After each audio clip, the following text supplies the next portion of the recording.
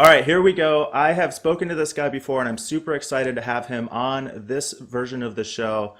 Has been a role model of my podcast, a couple more he did, but every step of the way, I've been watching his success, and this is a guy that just is out there doing it, putting products, putting out content and over again, despite the fact that he will acknowledge that he's only a few steps further ahead, but that's the role that he can play. And so it's spectacular role for everybody. Author, successful ebook author on Amazon, prolific blog writer, and host of the Empowered podcast, Mr. Ellory Wells. Welcome to the show. Thanks, Mike. I'm glad to be here for the second time, and thank you for being patient with my technical difficulties today, and I'm just glad I could make it. Yeah, I've got a background in technology, so I totally understand all that stuff. I'm glad you were able to make it. Well, we're getting so Austin is kind of this technology hub like San Francisco. Maybe not exactly the same, but we're getting gigabit internet, 1,000 megabytes down, faster than anything I've ever had. But it's having a little bit of issue getting started. So thank you for your patience. Hopefully, it's worth it in the long run. I would love to have internet like that here. Yeah, hopefully it is worth it. So we can see the success that you're having now as a podcaster. You're putting out coaching programs. You've got books out. You publish your blog. You're one of these guys that people probably look at and go, I don't know when he sleeps, but I'm glad he's putting so much into his business. Because I know I appreciate it. How is that for you right now? Well, it's funny you mentioned sleep. We're having this video interview on a Wednesday, and Wednesday is my 6 o'clock mastermind. So I'm up at 5:30-ish if I don't snooze. And last night I was up till 1 or 1:30 working on a proposal for something. And so the time, we have to give up something. Sometimes it's sleep, sometimes it's playing video games, but being very purposeful and intentional with how I spend my time or invest it in the business, and that's how it has to happen. So sure. So that question maybe not so much, it sounds like, but that's okay. You got the passion going, it's growing. This is the trade-off to entrepreneurs, right? Sometimes it is. So we only have 4 hours in a day. And if you spend 9 of it at your day job, you're left with some, and you have to sleep, you got to eat, you got to spend time with your family, and sometimes gotta prioritize things over video games, movies, and playing golf. So sure, but hey, overnight success anyway, right? I wish. I wish. We are coming up on the 3-year anniversary of the blog launch, so I would love to have had some overnight success. Yeah. It's like the principle that Jeff Olson talks about in The Slight Edge, where you don't see a whole lot of results, and then it just kind of peaks at the end. And that I'm still waiting for that peak at the end. But some people who haven't been following me since 2012, they might see it that, but it's a lot of time and effort and just investment in both of those areas. Yeah, awesome. And that's why I want to do these interviews, because I talk to a lot of entrepreneurs who feel like they just are really struggling in their business, and they've been struggling for a long time, and they don't see how they're going to get out of it, and they're just not getting what they wanted, time management, money, all these things that they struggle with. And they'll look around at the businesses that are established. And I think you even say, don't compare yourself to somebody else's end. Don't compare your beginning to somebody else's end or middle. Yeah. Maybe I'll leave the quoting to you. But but that's really the situation. So what I want to do with these interviews is highlight that it wasn't always easy for you. You didn't always have the success that you have today. And for the people who really feel like they're struggling to get through that, to kind of go back in your story to a time when it didn't feel so easy and you were struggling against yourself a little bit. And anybody who listens to my podcast knows the thing that I say is, I think emotional health is the number one key, most fundamental, foundational skill that entrepreneurs must have. Yeah. So in your experience, do you want to react to that? Yeah, I think the biggest tragedy that we have right now is how much we undervalue our own story, our own journey, Mike.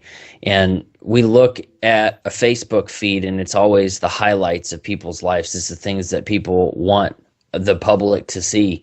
And then you look at some of these big names in any industry, not just podcasting, blogging, or online business, whatever, and you see the results, but nobody scrolls back to like page 22 on the archives to see their very beginning. Pat Flynn talks about his first blog post, and I think I dug and found it from 2008. It's not bad, but it's not like it is today. And I always get somewhat nervous, maybe even a little bit embarrassed when someone goes through my archives and shares one of my first blog posts too, because it's not the same. But the point in all that is we see the results of going to the gym every day and think, man, I could never do that because I'm overweight and lazy or whatever. And the same thing applies to our entrepreneur journey. We don't always go back far enough to see all of the stumbles and the struggles and the early mornings and the late nights. So you highlighting that story and allowing people like me to share it, and then your listeners and viewers to realize that they're not alone in this journey or this struggle. I think there's a lot of value in there, and I think you're going to have a lot of positive response from that. Just connecting people with their journey with the journey of other people too. So good idea. Yeah, and I think the same thing happens in offline businesses. I do a lot of local networking. I'll go to PRE groups and I'll go to chamber events, and nobody shows up at one of those events and says, hey, I'm not sure if I'm going to be able to pay my mortgage this month, and my marriage is kind of a disaster right now, and I kind of drink too much, but hey, I'd love if we could do business together. Everybody goes out there and puts up their best face, and then it's almost peer pressure to cover over anything that you feel like you're struggling with. But I talk to business owners all the time who are struggling with those things. Yeah, absolutely. That's extremely true. We are afraid of being judged as not worthy to be at the table, but nobody's worthy of being at the table. Maybe they will be 10 years from now, but we just as fighters and scrappy people like us, Mike, we just need to create our own table and say, guys, we're all flawed. We're all struggling to make it, or we're all struggling to figure out how to balance the emotional part, the family part, the driving for revenue part, and making it all work. So let's create our own table, and I think you're doing it. I love it. And you even wrote a blog post not long ago about kind of who am I to give somebody coaching advice? Yeah.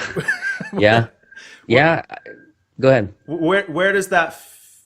So you're obviously not letting it hold you back at this point, but it's something that you still struggle with. So how do you find that right balance? What is it that keeps you going through that, even though that you do have that little bit of doubt? It's tough, but I'll tell you an email that I got, and I was reading it to one of my mastermind groups this morning at 6:30, and I was encouraging them to continue going, continue creating value and writing and doing their podcast, because this girl who was signing up for the membership site that I'm taking public in January, she said, thank you for the opportunity to repay you for all the work that you're done. I'm like, that's weird to me, because she's thanking me for the opportunity to pay me money.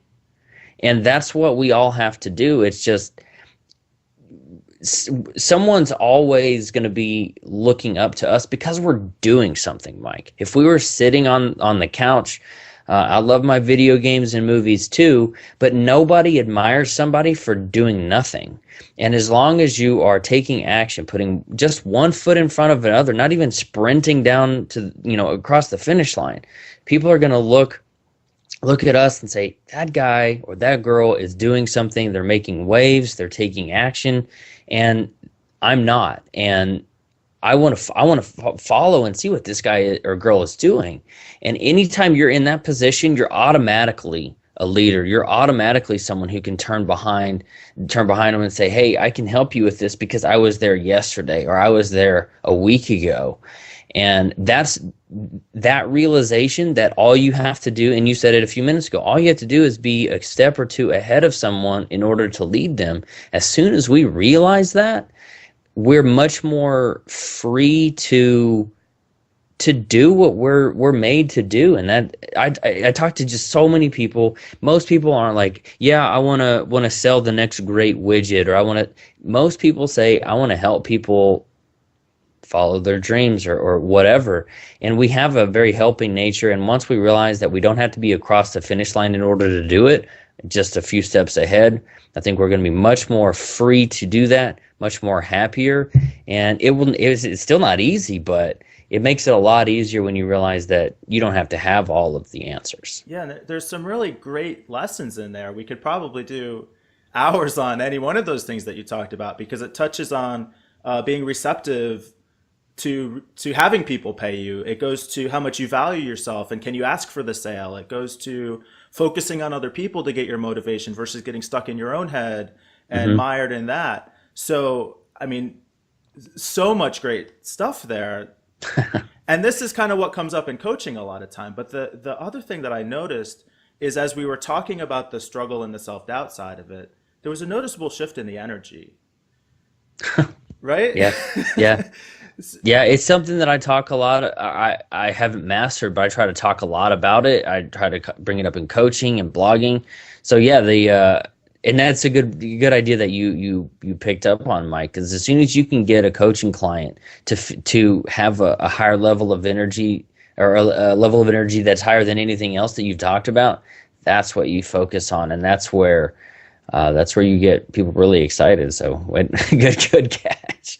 Well, and that's kind of my whole focus, is that I talk to business owners all the time who will say, I'm not getting the results that I want on one hand. I'm frustrated with my revenue. I'm not getting the new clients. I can't ask for what I'm worth. I'm afraid to ask for the sale. And then on the other hand, they'll talk about struggling with depression or anxiety or low self-esteem or relationship problems or all these other things, but they don't make that connection. And when we're mired in our problems, if I'm depressed because I'm struggling with something in my personal life, I don't have the energy to put into building my business, and I communicate that emotion, so my prospects are going to pick up on that. So you've now found a way that you can keep that energy, you get the feedback from your clients, but I also think I've heard you share some stories about times before you started your entrepreneurial journey when you didn't have that energy. So what was the other side of that before you were at the point that you're at now? I think it comes from possibly a couple different places. And part of it's because not being true to really who you are, and that sounds really corny and hokey, but when you're faking it, or when you're trying to act in a way that you think people want you to act, yeah, you're gonna tire out faster, and it's gonna just seem fake, and you're not gonna like it. For me, I had just a series of events that kind of killed my I'm going to work for somebody else spirit and turned it into a work for myself kind of attitude. And I used to really like what I did, but there just started becoming, and probably I think a lot of people relate to this, Mike, is you can like your job, but changes can be made, or a company can get bought out, or new leadership changes. And for me, it was more just check the box stuff, more admin stuff. I loved talking to people, especially about technology. If you got me talking about the Xbox and the PlayStation and computers and maybe even servers and stuff, I would just light up, and it would be a really cool cool conversation. But as soon as you start throwing in the admin stuff, like, well, you got to send an email to this, you got to check 7 boxes, and it's the CRM, you got to move the client and Salesforce and all this kind of stuff, it just drains the life out of me. And some people will be able to relate to that. Other people will be able to relate to finding or being more true to yourself. Again, as kind of weird as that sounds, but when you can be your truest, and that's like hanging out with, maybe it's your spouse or some of your old friends or something. If you can be that person where you are just feeling really alive and translate that into into doing whatever business that you want to create, that's when the magic's going to happen. Because for Yeah. me, it's talking to people. Even though I'm pretty shy, I'm very introverted. Most people don't believe me when I tell them that. But just talking to people about helping them, and then taking that same technical aspect of the technology and stuff, and infusing that into my message of equipping entrepreneurs, not just empowering them. That's Right. when I find the energy. And people, it may take time, but once they do that, once you do that, Mike, and your listeners do that, and figure out what they get really excited about and what they love doing, and push those together, and then figure out how to make it a business. Some people say follow your passion. Some people say follow the dollar. But if you can find a way to put those two together, I mean, Right.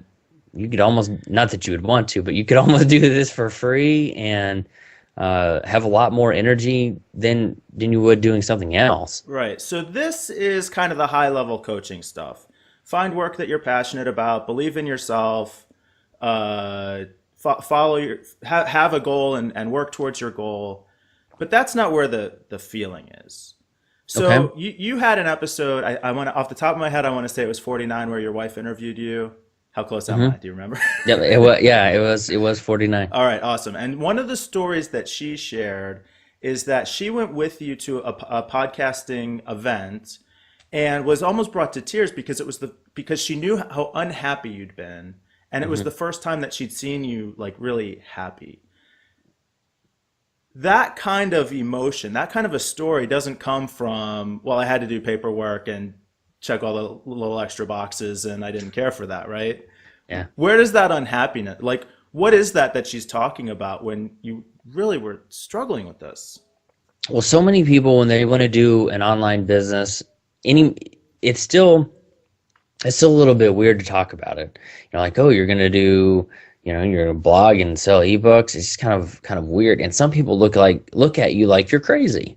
Well, when we went to New Media Expo, it was 11 months ago, almost to the day. Actually, it was 11 months ago today. It was January 2nd and 3rd of 2014. And we had made the decision to buy tickets for both of us. We had the same level of ticket. It wasn't me going and her shopping or playing craps or whatever. We were there together. But when we were there, and when you go to conferences with like-minded people, uh, you get to be yourself and tell people what you're interested in. And the side effect of that is they don't look at you like you're crazy. Like, you're gonna take time out of your Wednesday to talk to Mike in some other state on Skype. People do that. Yeah, people do that. And when we talk about it, Mike, it's not weird. It's not crazy. But if you walked into corporate America and you said, yeah, I gotta take, a slightly little bit longer lunch break today because I'm driving home and I'm gonna get on a recorded Skype call. What? You mean you're not gonna go to the restaurant with us and talk about how much we hate life and hate work? No, I'm gonna go and hang out with a cool conversation. And when you get to not only be yourself but be around people who don't think you're crazy and also have the same goals, passions, and interests, um, my wife got to see me in that environment. It was the first time, maybe, that she and I had ever gone to a conference together, but it was also kind of at the beginning of my journey, even though it was a year and a half into it. But it was at the right time. It was my partner in life and business got to see me in an environment where I was thriving, people who didn't look at me like I was stupid or crazy.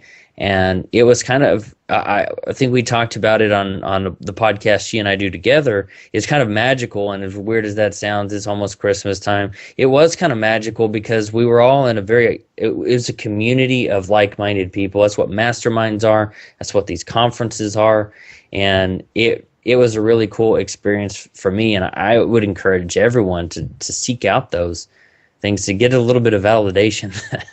I mean, you can still be a little bit weird, but you're not crazy for wanting to do this kind of stuff. So this is a time when that realization is coming to you, that you're getting the validation, you're seeing your vision, you're figuring out what you're called to do, you're finding that passion and transitioning out of the time when you were really just not happy with what the situation was that you were in, but weren't sure if you could move out of that. What had to happen before that? Or, can we even jump back to before you were ready to start that transition? Because you were never, you were successful in sales. You had a good, strong career. You had a good position. You had a good salary. It wasn't about the money necessarily for you. You were a guy who always did, and I know this from listening to the show, the self-improvement and ran the reading groups and read the books and all these things. But yet you were still in that corporate environment where you were not happy. You said something there, and I don't generally talk about this, but I want to change that. It was about the money for me. I made for my position. I made some pretty good money, and I made like a year's worth of minimum wage in 1 month because of the success in with commissions and stuff. And I thought I had, during this transition period, I thought I had to replace that income. And to me, that was like standing at the bottom of Everest, looking up, not having a backpack, shoes, or oxygen, and having no clue how to get there. I had this huge dollar figure mountain in front of me, and I thought I have to conquer that, or I have to get my business to where I can just make that light switch change. And light switches, when you're doing this, do not happen. It's the transition. And so when you're asking me about the transition, it was about the money. I know now, whenever I coach people now, I try to strip all of the money part away. What is the smallest you could live on?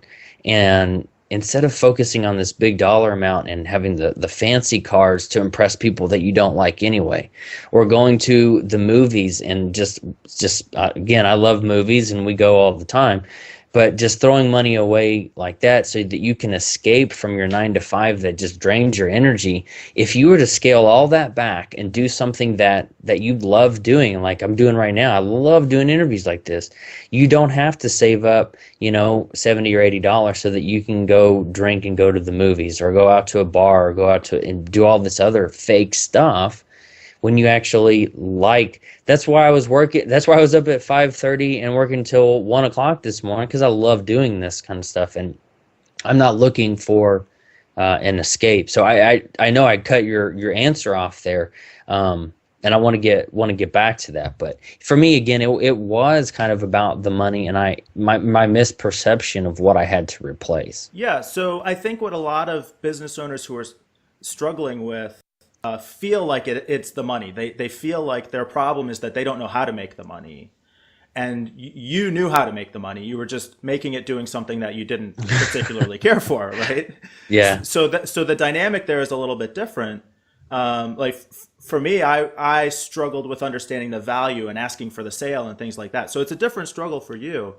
But the money was kind of holding you in that place. You were afraid to leave the money behind because you wanted to replace that, but you were really unhappy in that situation. I mean, is there anything that you can share that kind of demonstrates the level of discomfort you were in at that point, despite having the money there?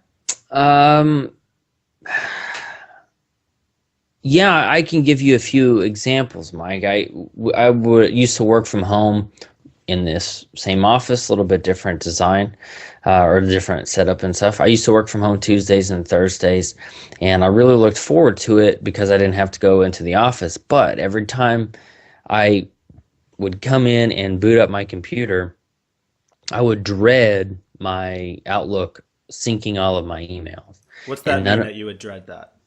I would get just a knot in my stomach. I wouldn't feel good. It would just feel almost nauseous, and I didn't want to do it. It's like this is not a good, let me try to think of a good example. I was going to give a bad one, but just think of something bad happening to a family member, and you don't want to, but that kind of like sense of, oh gosh, I need to call my mom and make sure she's okay. That was the kind of hollow not feeling I would get in my stomach every time I would log into my computer, wait for it to download the emails. And none of them were necessarily bad, but it's just stuff I didn't want to do. So it was admin things, it was training that I wasn't caught up on, it was compliance things that just so a lawyer can check it off. It's customers that just treat you like you're worthless. Just those kinds of things, and that's the kind of emails you get. It's just you never feel like you're getting ahead. It's just one thing after another, just getting slapped around. I don't know if I'm making it sound worse than it was, but it wasn't good. And then every time I had gone for promotions, I always got raises. I think I was one of the few people that got that 4% raise every year on our team. But I'd gone and I'd tried to get things done. I'd try to make positive change in the organization. I tried to implement things that would streamline, make people better through training and mindset, those kinds of things. And just nobody was on board. It's just this monolithic titan of a company that change is so difficult. And I was trying to make things better. So I was trying to inject my personality and the way I saw business happening for 3.5 years, and you get told no every single time. Like if you reach out for podcast interviews and the first 100 people said no, that's cool, but yeah, you'd be like, well, I'm gonna just hang my hat up and forget this whole podcast thing. And that's what it was like for in corporate America. Yeah. Just no, not a good idea, not right now. And what's worse is the whole department, every quarter, they would say, it's going to get better, it's going to get better, and it never did. And I still have a feeling I've been out for almost a year, 10.5 months or so. And I think I know there are still people on my team that I used to be peers with that are waiting for it to get better. And that's just a combination of things, Mike, when you're miserable, you're not happy, and it's like if you had a thorn in your shoe, it won't like maybe pierce the skin or something, but it's just annoying and it's painful every time you take a step. That's just a tiny example of what it was like, just getting browbeaten, always told it's going to get better, and it never does. And maybe that's an over dramatization of the events, but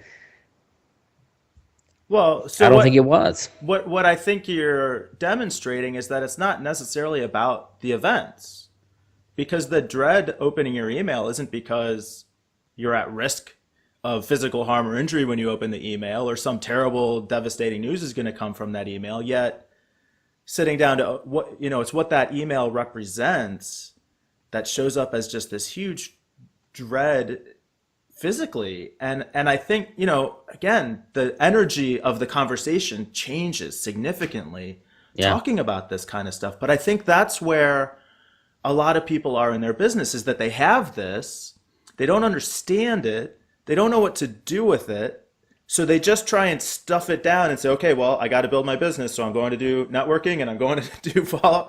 But that steals away all the energy. So that's why I want to do this, have this conversation, is so that the people who aren't at the point where they can deal with that yet can at least see that, there's a next step and what that next step comes from. So what do you think the dread of opening the email was really about? A request to do something I didn't want to do, or didn't think that I should have had to do, or I've already told this person how to do it or taught them how to do it. Mm-hmm. Or none of them were necessarily overly negative, but none of them were positive either. Now I get emails, and you probably get them too, Mike, of, thanks for this, or I love this product, or, great advice, or great blog post, great podcast, or whatever. The amount of positive emails that I got was far, far less than 1%. 1% would be 1 out of 100 emails saying good job. It was, honestly, I couldn't, it probably wasn't even 1 in 1,000 emails. It was probably 1 in 3,000 or 4,000 emails that said, hey, I think you're doing a bang up job, I appreciate it. But here's what's interesting. I reached out to some LinkedIn contacts a few weeks ago, and I had one of my ex-customers reach out to me, reply back, wanted to talk to me, and I said, "Hey, how are things going?" And he's a customer from 3 years ago, says, "Hey, it's all right. I wish you were our rep again." And just those kinds of emails. Now that relationship has been built, but just again, it just so few and far between. There was no one bad email necessarily, or no one bad phone call necessarily, but there weren't any positive ones to balance anything out. I think it was I'm going to get the name wrong. It was maybe it was a Mark Twain or something that says, "I can survive a whole month on one compliment," and that's kind of how we went months without any sort of compliments. And this mic is coming from someone. I don't think one's sitting over there, my sales rep of the year award, sales rep of the quarter award. And if the people who the management votes to be the best out of 150 people doesn't feel welcome, what do the people who are barely making their number feel like? Yeah. And all I can speak to is my experience, but changing that environment, changing the atmosphere that I'm in, it's just such a night and day difference between the community that you and I are a part of now, compared to what it was before. Just like you said, the energy changes. You talk about the oxygen gets sucked out of the room. Yeah. Night and day difference. Yeah, it's completely different, and again, no one necessarily bad thing, but a lot of just kind of things built up over 4 years just destroys a spirit.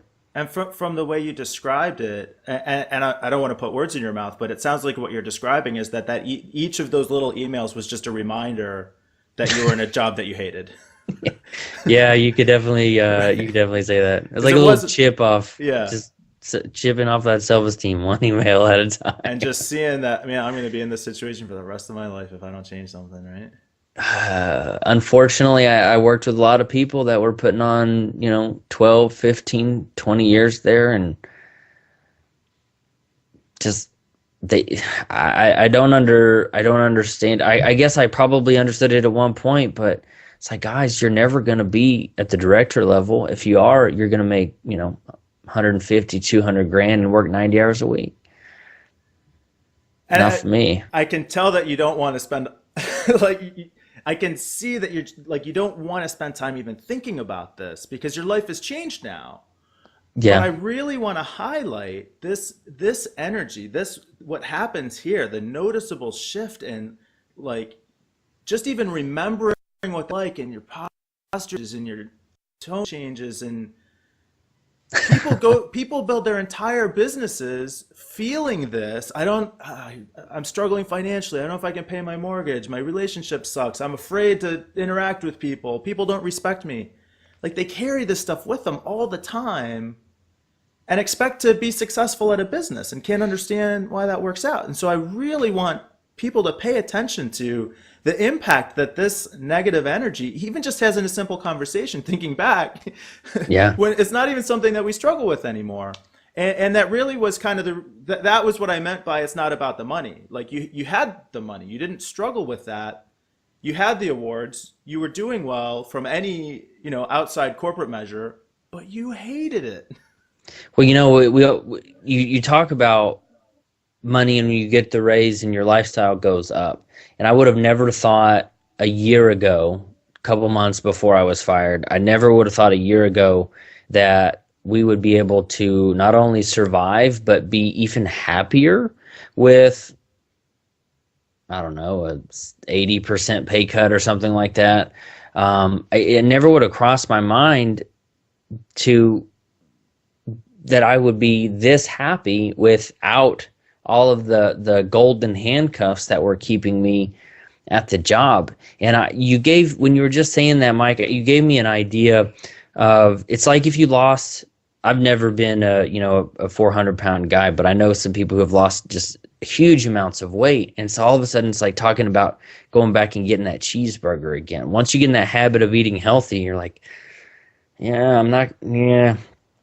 maybe a bite sounds good, but I'm not gonna eat the whole thing and just feel nasty. I don't eat at Wendy's anymore because it just doesn't make me feel good to eat it.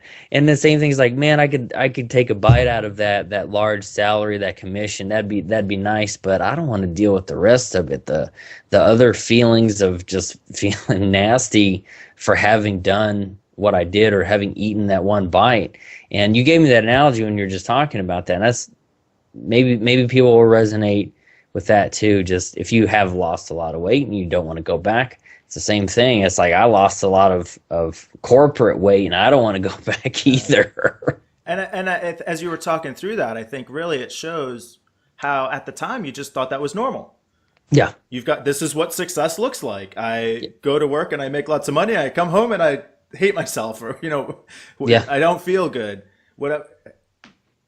Now that you've seen the other side of that, recognizing that, oh right, it doesn't actually have to be that way, and even though I'm not making as much money, I'm happier, which is worth a lot more to me. And the only way that you're going to realize that, Mike, is when we surround ourselves with people who if they're in the position like I was a year ago, you have to surround yourself with people who are doing what you want to do. And once you're in the position I'm in now, you have to just surround yourself with people who are doing what you are doing. Just so people aren't looking at you or talking to you like you're crazy, or you have to change your reality if you're going to change your mindset. You got to change your crowd if you're going to change your reality, I guess I should say. And that's what you have to do. Yeah, absolutely.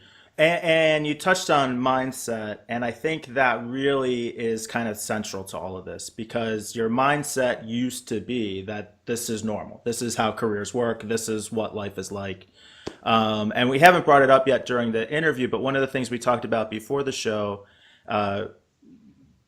you had shared that you did have some bullying in your background. Mm-hmm. Is that, yeah? Do you? And so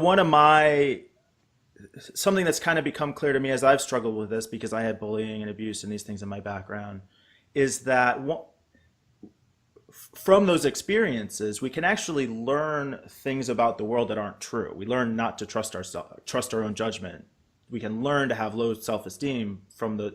Did you see that any impact from that experience contributed to the idea that you just kind of had to stay in this situation? Was there any healing that needed to happen around that as you progressed, or do you see any connection there? Yeah. This is one of those times, Mike, where I would love to say yes, because if I can make a clear line, A causes B, we can fix A. We can eliminate A and not have to deal with B. Mm-hmm. But for me, it wasn't like that at all. It's kind of like that email thing. There was never just one major bad one. It's just all of these little things. So getting fired, getting laid off, all the things that have gone on in the last 30 or so years of my life, all of these maybe small things lead up to larger decisions or impacting events. So when you're asking about the bullying, and I was chatting with my friend Melissa Wilson about this. Her podcast is the Grass Gets Greener, and she was bullied too. And that's what her podcast is about. We're talking about just a sense of never being good enough. Now that we talk through this, Mike, it's the same it was almost the same being at work as it was being bullied. Just never a sense of fitting in, feeling right, feeling comfortable, always being made to feel like an outsider. And in the corporate world, I could never drink enough corporate Kool-Aid. If you've ever heard that term, you're drinking the Kool-Aid, I could never drink enough. I could never, and I didn't want to either. I wasn't trying, which just might have been part of the problem. But when you're specifically about the bullying thing, just not kind of like being picked last, not because of talent, because they didn't like you. Or, I just keep remembering a time when we were playing baseball or softball, and I think I was in 7th grade, and there was something that happened. I don't remember all the details. 7th grade, I don't know, it was 20-something years ago. But like they didn't want me to play, and then the coaches allowed it to happen, and I just felt terrible.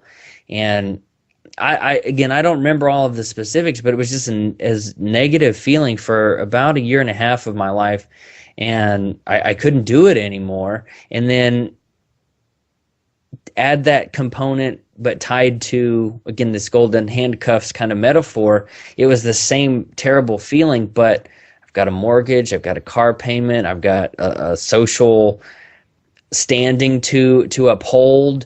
There's all these movies that was my wife and I's thing. Every Friday we'd go to the movies. So we want to keep doing this. We want to keep going out to eat nice dinners and those kinds of things. And I have to maintain that on top of the stuff I was feeling as a 6th and 7th grader. But now there's so much more responsibility around that.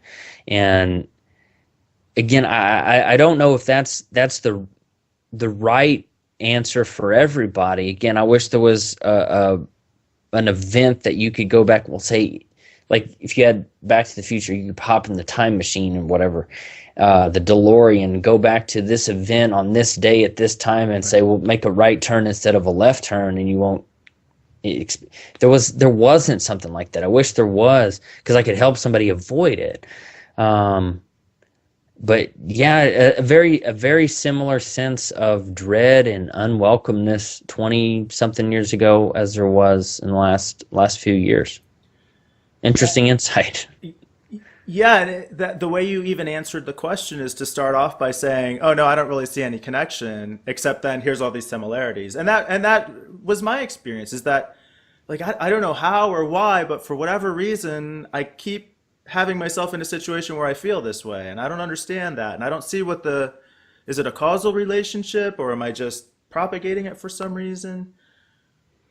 Did you ever get any healing around that, or that it sounds like maybe something that you haven't spent a lot of time on as you've moved through your journey now since then? I haven't spent a whole lot of time about it, or time thinking about it, but as we're talking about it, Mike, it's extremely similar, because there was a day when I was in 7th grade. It was probably like in November or something. The semester wasn't over, and I got into the car. My mom was there to pick me up. My grandma was in the car, and I just broke. I couldn't go back. I didn't want to go back. I couldn't do it anymore. And then when I went back to the school that I had grown up with, and the friends I continued to play soccer with, and my friends, when I went back to school with them, I felt I was happier. I was around people who didn't think I was crazy, didn't think I was stupid, did all the things I was saying before. Oh, They wow. accepted me for who I was, and it's the exact parallel to this. There are for whatever, when you're watching this or listening to this, there are people out there that don't think you're stupid and crazy. You just have to find them. And that's the same thing that happened to me halfway through 7th grade. It's the same thing that happened to me starting 2013. This is 2014, I guess. So yeah, I was 13. And 2012, when I started meeting these people, and again, the stupid and crazy, when that's eliminated, you do have a lot Wow. more energy, and you do have much more excitement when you wake up in the morning. So a very insightful parallel, Mike. So good job. I remember you asked a crazy awesome question when we did the non-video conversation. I was pretty impressed then. So yeah, you've got a good set of questions, man. Wow. Well, this is really like I could feel the emotion as you were giving that answer. And it's just amazing how adept humans are at communicating emotion. I mean, we're what, 1,500, 2,000 miles apart, and still able to have a conversation with this amount of impact. And Yeah. again, I keep going back to people just go through their lives, almost unconsciously with that kind of pain in a little box that they're carrying with them all the time, and then can't figure out why they're not attracting more business and making more money and all these other things. And I I didn't know what to expect coming into this conversation because this is the first interview that I've done like this, and I am both surprised and not surprised to see that connection. I mean, this is kind of my premise coming in is that those connections exist, and it's just really powerful to hear you talk through that story, to see a little bit of that link. Also knowing that you have found your path, you have found what gives you passion and what motivates you and what drives you in a place where you do feel accepted, and you're not that kid getting bullied anymore, and you're not that guy making yourself miserable in a job that you hate. You're where you want to be. I mean, let's talk about that for a little bit now. You know, you had mentioned this here at the very beginning, and I'm glad we're coming back to it, Mike, because there's still a lot of self-doubt. And you had asked the question about being okay with coaching people along the way. And there, if you can get to the point where you are purely confident in the products that you do, the advice that you give, I'm not there yet. And I still wonder, because I've used this analogy a couple times before. It's not like we're going out to dinner and you don't like the place or whatever. We can just go somewhere else, or we go somewhere else next time. When you're giving coaching advice and people are taking action on this, like quitting their jobs to do something or making these big changes in their life, there's still this element of, oh crap, what did I tell them? And in the blog post that you had referenced, I had put out a podcasting checklist, and this guy said, I'm going to print it off and I'm going to give it to my wife as my Christmas list. I'm like, oh, I hope it's right.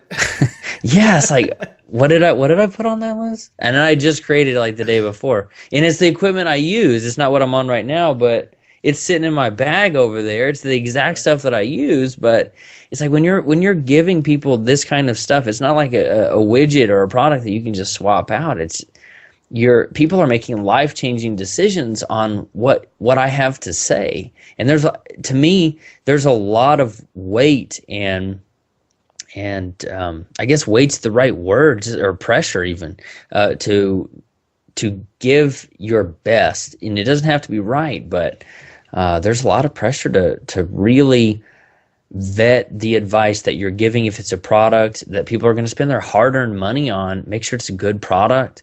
If you're creating the product, really just over-deliver. There's still a lot of those pressures, but maybe those are more internal than it's a pressure to do better instead of pressure to not screw up, which may sound like the same thing, but they're definitely not. And you're not letting it stop you, which is, I mean, that's kind of the key to all this, is we all feel this doubt, but if you don't let it stop you, then you can move forward anyway. And as you talk through that, so for me, and again, my kind of underlying premise here is that if we trust ourselves, then we'll have the confidence to say, if I give somebody advice, it might not be perfect, but I believe in it, and I know I'm a smart guy, and I know I'm qualified to be doing this. So here it is. Here's my advice, right? Yeah. But what I learned growing up was that I did get bullied. I did get abused.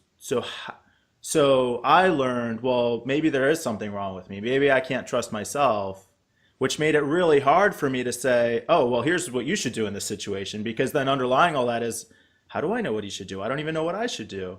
And so, and you said it before, there's no straight line. It's not the same for everybody. Everybody learns their own unique lessons from that. But I'm just trying to get across that I really can feel that, affinity or familiarity with the feelings that you're describing. And that's what I really want people to take away from this show, is if they feel like they're struggling with that self-doubt or fear, or trusting themselves or accepting themselves, that there's another side to that, and it can kind of suck to have to get through that, but there is another side, and this is it. Here's the thing, Mike. As coaches, we may think about this, but it's wrong. Do you know who Phil Jackson is? He wrote, coach. Yes, one of the best basketball coaches. Jordan, the Bulls. Do you think? How long has it been since when he's coaching the best of the best, Hall of Famers? Is he going to dunk on them? Is he going to run lines with them? Is he going to be in any sort of performance, even in the ballpark of the people that he's coaching? The answer is no. But he knows it up here. He doesn't have to be able to connect with them in real time right now. No, Michael Jordan, you're doing it wrong. Let me show you how to dunk. we hire coaches, and coaches have their most impact because they're not in the shoes of the people that they're coaching. They are removed from the situation, and they see things that the players themselves cannot see. And you're right, we think this, what right do I have to give this person any sort of advice about dinner, much less their life? But we forget that that's the power of coaching, being coached, and the actual profession of coaching is we think we have to be in their shoes, and we don't. In fact, it's almost better that we're not, because we have more perspective. And so when you're talking about that self-doubt, I mean, we had to reschedule because of my internet. I was going to have a coaching call right before this. It's going to be here in a couple hours, and I have maybe been through some of the stuff that he's going through, but sometimes maybe we have to leverage our perspective more than others. Sometimes it's experience more than perspective. But he didn't hire me because I'd been through the exact same process as him. He hired me because I pushed him and pulled him and saw things differently. So as much self-doubt as there is, we have to get to a point where we have to be okay being different with and having a different story.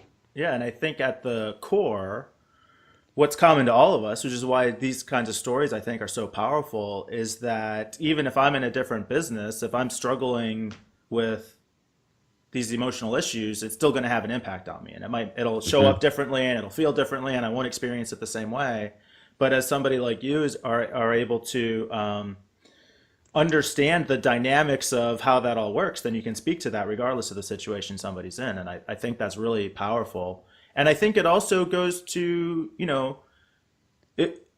for us, our business is kind of giving people advice, right? Creating this content. Yeah. But it's the same kind of doubt in any business. I talk to plumbers who feel like, well, I just have to be the best plumber in the area, and then I'll get all the business that I want. Or I just have to be the best pool guy in the area, and then I'll get all the business that I want. Like, that's not really the secret here. You just need to be better at it than I am and give me value, so that I'd rather pay you to do it than do it myself. And if we're going to these chamber meetings like you referenced earlier, and we're still putting on that front, we think, well, I am the only one that's dealing with this. And I live here in Austin, and Austin thinks that they're the only town that has bad traffic, has bad this, that, and the other.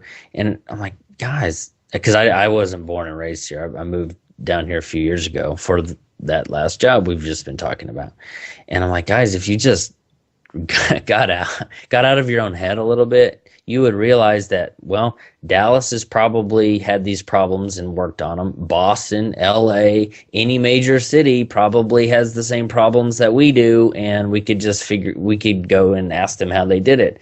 And as entrepreneurs, the same principle applies, Mike. If we're like, well, nobody else has ever struggled with, I should have billed a little bit more, or I should have done this a little bit different, or I should have had sent out 4 proposals instead of just 2. If we don't connect with other people, we'll end up thinking we're the only ones going through this problem. And humans have been on this earth for a long time, and there's very few things that you and I can go through, whether it's the loss of a parent, or getting fired, or a divorce, or any of these things that are highly traumatic. We're, as much as we may hate to admit, we're not the only ones that have gone through that. And the same thing applies to my business. You don't have to be necessarily the best. Because one of the things that the technician who may be hearing me through this door, depending on where he is in the house, when he called me up yesterday to come out, I was like, he's got a cool personality. And just injecting your personality into your business is sometimes all it takes to steal business or win business, because people like who you and I are, Mike, not just necessarily we've got it technically correct. Yeah. I won't share a story about that, but there's a painting story about being technically correct. And people don't always like the things that are technically correct. They like the art and the flavor and the personality behind it, but we'll never realize that if we, stay behind closed doors all day. Yeah, and like you said about the coaching, I heard another coach recently say, to the idea that that outside perspective is what's important, that you can't see the picture if you're the frame. That's good. And I That's thought, good. yeah, you don't need a coach who's a world-class athlete to get you to the Olympics. You need somebody who's good at coaching world-class athletes to get you to the Olympics. Yeah. And I think that's a great point. And again, just to the reason I'm doing these interviews is because I know that people are struggling with these kinds of just emotional issues. They feel unhappy. They struggle with anxiety and fear and depression and anger and shame and all these things. And what I want you to hear is that it's not hopeless, and you don't have to see the answer. Just like if you're struggling in your business, you're struggling because you've done the best that you know how to do. You're just not getting the results that you want. The answers are out there. You just have to be willing to keep asking the question, keep hearing in a new way, keep being a student, just stay open and have the intent to find the answer. Anything I left out, Ellory? No, the only thing I would add is sometimes it does take time. Time, Um, patience, yes. I Now we're getting towards the end of the year, and I'm getting so much traffic to my site, to a blog post that I wrote 15 months ago. I think it was June of 2012, and June 1st, and it was 49 things to do this before the end of the year. And I opened the post. I've updated it a tiny bit, not a whole lot, but it was all right. The year's half done. Have you accomplished what you wanted? Now we have half of it left. Here's some things that I should suggest. And people are hitting that now, a year and a half later almost. And my only point of bringing that up is it wasn't a huge hit when I wrote it. But now it's just these small efforts that we do time and time again on a consistent basis. I could not have imagined 18 months ago. I'm gonna be talking to Mike Sutton in November of 2014, talking about how successful this blog post is as I'm about to hit publish or submit or whatever it says there in WordPress. And the same thing is going to apply to everyone watching and listening to this as we build our businesses. The connections that we make, the hands that we shake today, we don't know what they're going to lead to tomorrow. But if we don't make them today, we can't just wake up 6 months from now and be like, well, I'm going to start now, because that doesn't work. We want to be somewhere in 6 months. And sometimes it is writing a blog post that you think, well, it's just a good idea. It may not, you don't write it to go viral, or the person that you don't know exactly how you're going to do business, but you coach the heck out of them anyway and give them a life-changing conversation. It's those things that we do now that lead to something bigger later. It's like the slight edge I talked about at the very beginning. You don't know what you said, the overnight success. It's those small things. You look at my traffic today and it's that spike, but it's that little bit, a handful of visitors 18 months ago that read the post initially. You get a dozen or 2 dozen or 3 dozen or 300 like I've got over time. All of a sudden you have the traffic that I have, but it took a long time and I couldn't have done it at all overnight. So in fact, if you went back the next day to check your stats and decided your success or failure based on that, you would have come away with a completely incorrect conclusion. And I that's the thing, Mike. I feel like there's been so many things that I don't always talk about them, but there's been a lot of things that haven't gone according to plan. All right. Well, so yeah, I want to wrap us up. We're close to an hour here. What do you need to promote? Where can we send people to? I love your Empowered podcast, but I know you've got some other stuff going on. Where do you want to hear from people? sure. You can go to ellorywells.com, and if you like what I have had to say, I think I mentioned it a minute ago, my members.ellorywells.com. It's a new membership site that I'm putting together with tools and templates and all the stuff that have gotten me to where we can have a conversation today. I'm putting all of that into a membership site, and I think that'll really be a cost-effective way for people to build their online businesses as well. So members.ellorywells.com. Awesome.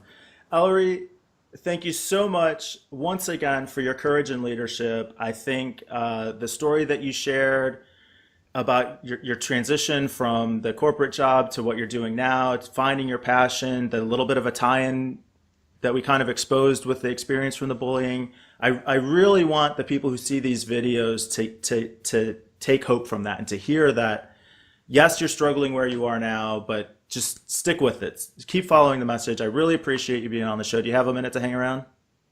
Yeah, and All thanks right. for having me on, Mike. Love what you're doing, and good way to start off in the right direction. Thank I you for having love me it. on.